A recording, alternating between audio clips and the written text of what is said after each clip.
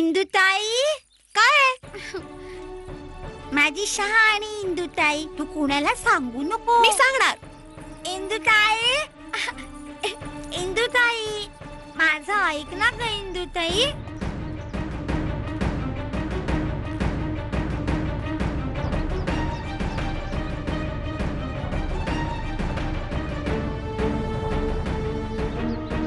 चल चल शांता, टाक हिला अंधार कोठडीत. आता यापुढे हिच्यामुळे आम्हाला पिठुरातूनही निर्वासित व्हायला नको. जा घेऊन जायला.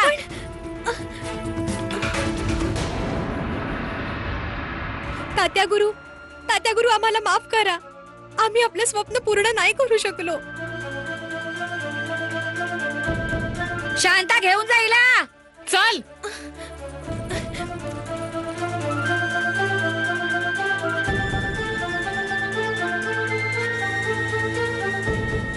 माझं ऐक ना ग इंदुताई, माझं ऐक ना ग इंदुताई.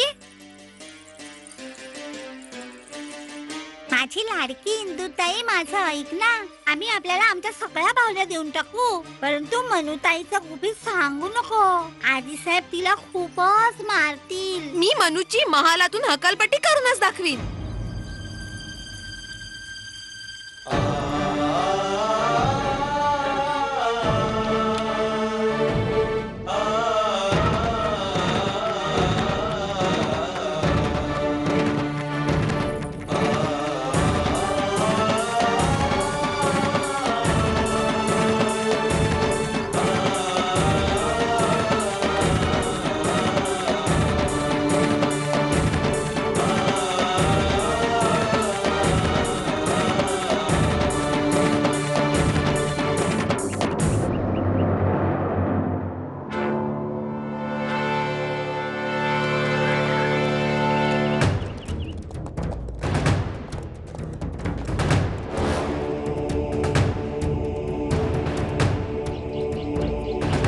अगं असं करून आणखीन पातळ करायचं असतं हिला. ठीक आहे, घे धर. असं कर. अगं शांता, अगं इतकी जाड वात नकोय. बारीक बारीक वाती बनवायच्या आहेत, कळलं? हे बघ असं थोडस दूध घ्यायचं हातावर आणि असं. बघितलंस, झाली ना पातळ. जी.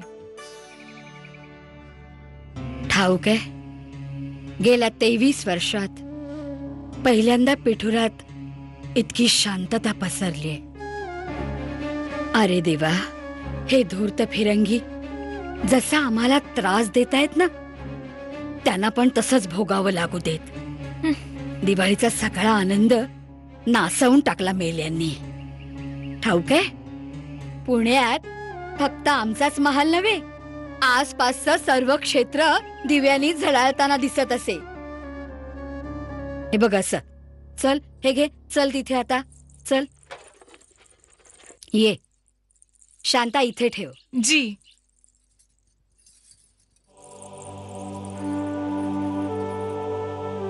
आई साहेब, आम्ही महालाच्या सगळ्या कोण्याकोपऱ्यात पणत्या लावू. जेव्हा मनच विझलेली असतात तेव्हा दिव्यांचा प्रकाश पण मंद मंद वाटतो. शांता,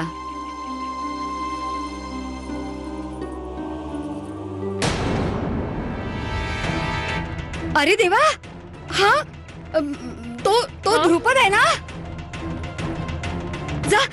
जाऊन सखारामला सूचना दे. जा लवकर. जी.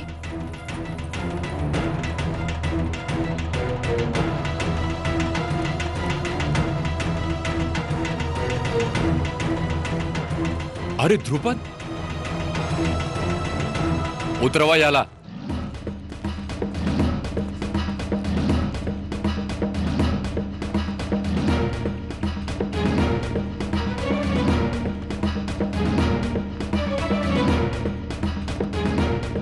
तू इथे काय करत होतास? काही नाही मंत्रीजी, मी तर बस इथून चाललो होतो. कोणीतरी आम्हाला लटकावलं. मुख्य रस्ता सोडून श्रीमंत सरकारांच्या महालाच्या मागील दारी असं कुठलं महत्वाचं काम निघालं होतं ज्यासाठी तू इथे आला होतास? नाही मंत्रीजी, मी तर बस इथून असाच. खोटं बोलतोयस तू. तू नक्की श्रीमंत सरकारांच्या विरुद्ध एकतर काही कारस्थान रचतोयस नाहीतर एखादं जाळं विणतोयस. मंत्रीजी माझ्यावर विश्वास ठेवा. विश्वास? आणि तुझ्यावर? अरे तुझ्यावरचा विश्वास तर त्या दिवशी उडाला होता जेव्हा श्रीमंत सरकारांच्या दरबारात तू आमच्या मनुबाईवर आरोप केला होतास, लांछन लावलं होतंस तिच्यावर. सैनिकांनो, पकडा याला. मंत्रीजी मी काही नाही केलं तसं आम्हाला यावेळी क्षमा करा. क्षमा तर तू श्रीमंत सरकारांची माग. सैनिकांनो, घेऊन चला याला. मंत्रीजी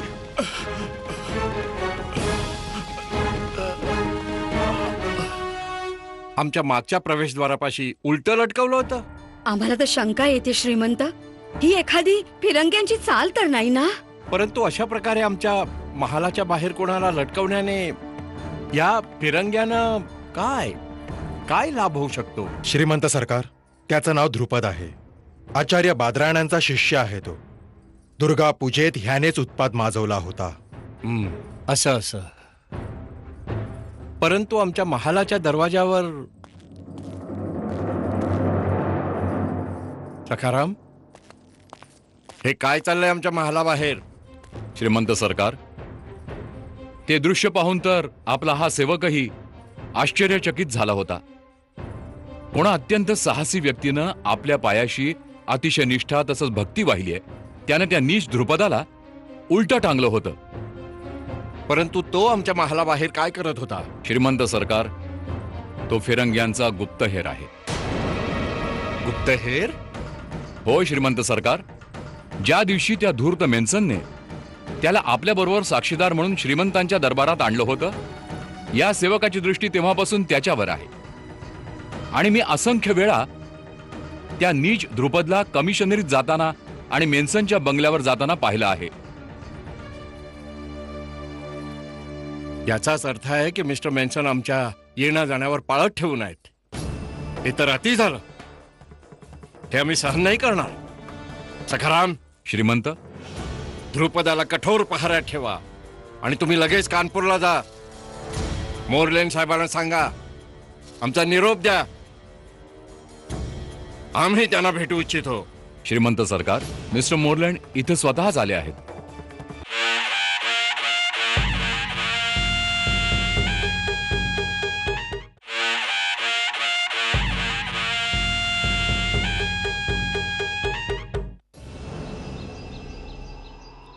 आम्ही यातून काय समजावं मोरलेन साहेब? मिस्टर मेन्सन आमची हेरगिरी करत आहे. No no sir, your majesty असा आरोप नका लावू. आम्हाला तर हे पण नाही माहीत आपण काय बोलतात. मग तुम्हाला काय म्हणायचंय? आम्ही खोटं बोलतोय मेन्सन साहेब? मेन्सन साहेब, आमच्यापाशी याचा साक्षीदार ताब्यात आहे.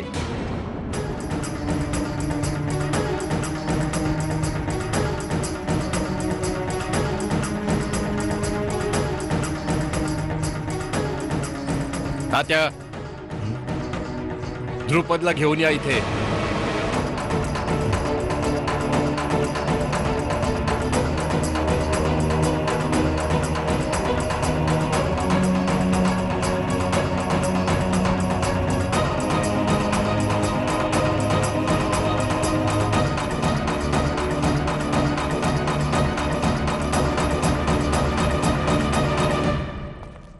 ध्रुपद?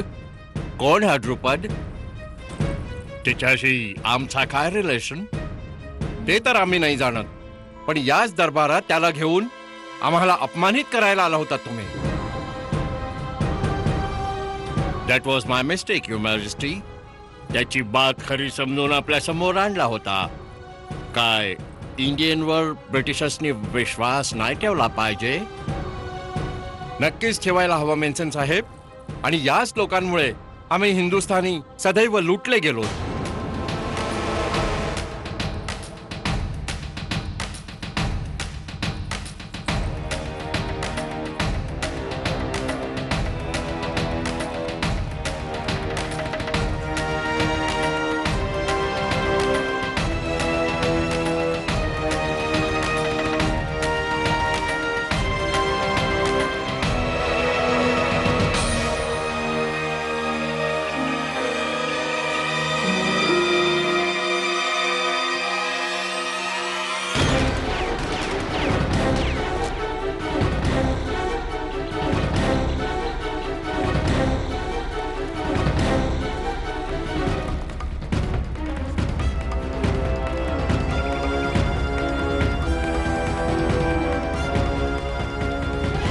सखाराम, विचारा याला.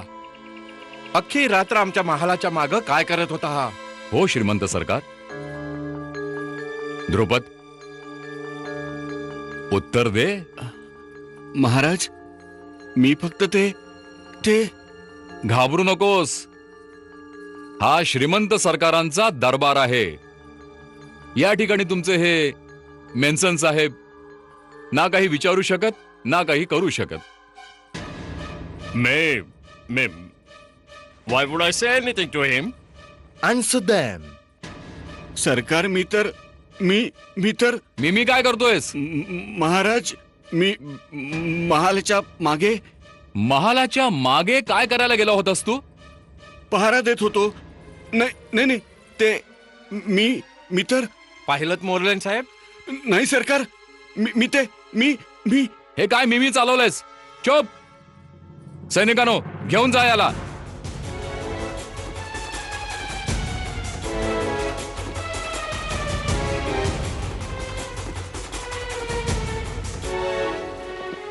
सर, ते रुटीन राऊंड साठी आमचे सर्जन्स बाहेर निघत असतात. मे बी या माणसाशी कुठल्या सर्जनने काही हेल्प घेतला असणार.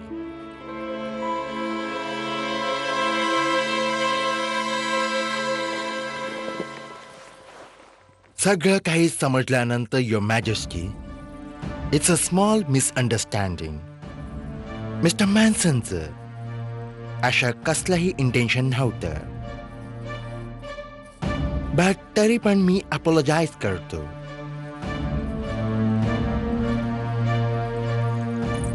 अँड इमिजिएटली पिठूर मधून कर्फ्यू पण हटवला जाईल.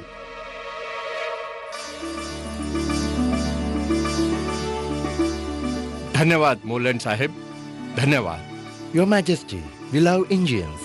And आमची पण इच्छा आहे Indians also should love us.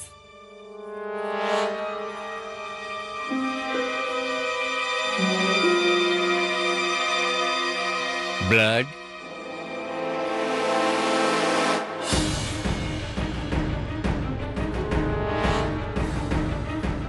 हो, रक्त. रात्री एक गोळी लागली होती ना? गोळी. तालमीच्या मैदानात सराव करत असताना ही जखम झाली होती. Sword fight. Nice game. Your Majesty, आम्हाला पण हेच हवंय की इंडियन्स आणि ब्रिटिशर्स एकमेकांमध्ये मिक्स व्हावेत आणि एकमेकांचं कल्चर शिकावं, समजावं.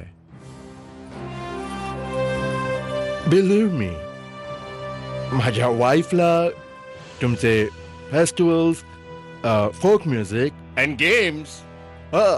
येस, या, हे सगळं तिला आवडते. वाय नॉट एकत्र येऊन एकमेकांच्या ट्रेडिशन शिकूया, एन्जॉय करूया. Brilliant idea, sir. Why don't we start with the sword fighting? Great. What do you think, your majesty? ही तर आमची पण इच्छा आहे मोरलेन साहेब की आपण सर्वांनी सुख शांतीने राहावं. ओके. युअर मॅजेस्टी, आम्ही ऐकलंय की आपला सर्वंट फार छान तलवारबाजी करतो. मी पण थोडी बहुत करतो. Let's have a practice match. आम्ही बऱ्याच दिवसात प्रॅक्टिस केलेला नाही. तुमच्या या वॉरियर करून पण शिकू काय? अवश्य. आम्ही याची तयारी करून घेऊ.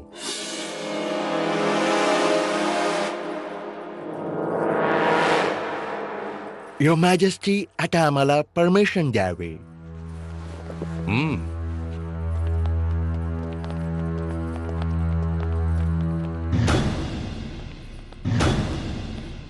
प्रॅक्टिस ग्राउंड मध्ये भेटायचा.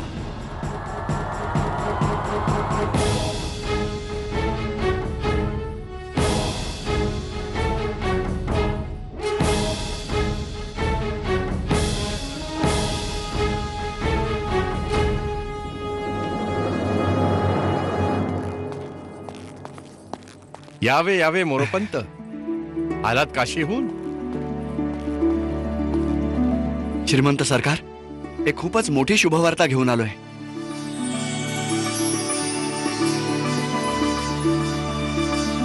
इंदुताई माझं ऐक ना. नाही, मी फक्त आजी साहेबांना नव्हे, अण्णा साहेबांना पण सांगणार आहे, सगळ्यांना सांगणार आहे.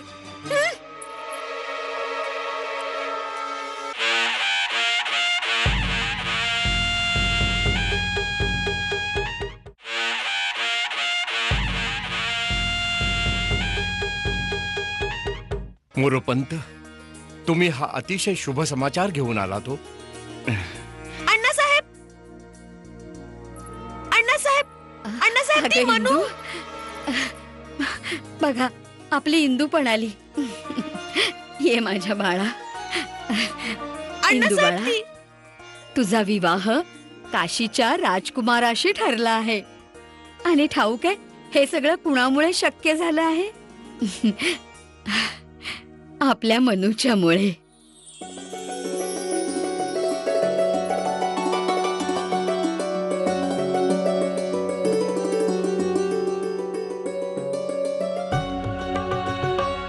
मनू बाळा, आज तू हे सिद्ध केलंस की दुसऱ्यांसाठी तू तुझ्या भविष्याची पण पर्वा करत नाहीस.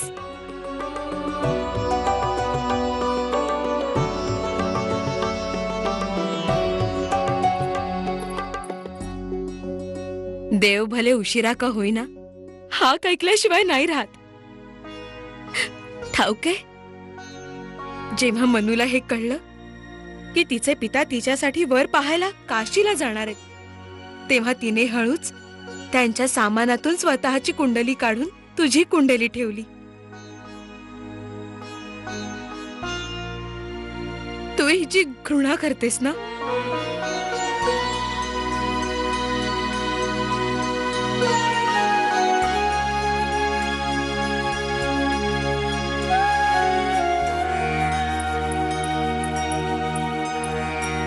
श्रीमंत सरकार, विश्वास ठेवा. मला तर त्यावेळी कळलं जेव्हा ज्योतिषाचार्य महोदयांनी कुंडली काशीराजाच्या हातावर ठेवून म्हटलं, इंदुताईंच्या कुंडलीचे सगळे ग्रह राजकुमारांच्या सप्तम भावाशी जुळत आहेत. मी तर आश्चर्यचकितच झालो, कारण मी कुंडली तर मनूची घेऊन गेलो होतो. मग हे हो मोरोपंत, मनूने आमच्या इंदूसाठी जे केलंय. वहिनी साहेब, आमच्या छकुलीने आजपर्यंत जे काही केलंय ते दुसऱ्यांसाठीच केलंय.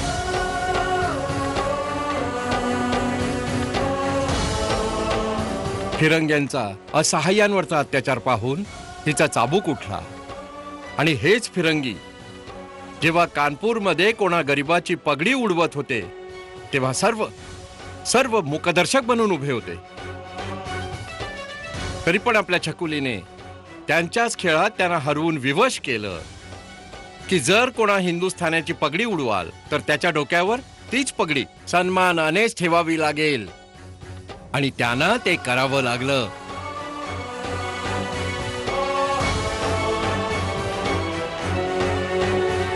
श्रीमंत सरकार, पिता असून देखील मला हे अजूनही कळलेलं नाही की ही भविष्यामध्ये काय करेल, कसा असेल हिचा वर. नाही मोरपंत, तुम्ही हिची चिंता माझ्यावर सोडा. इथे ये छकुली.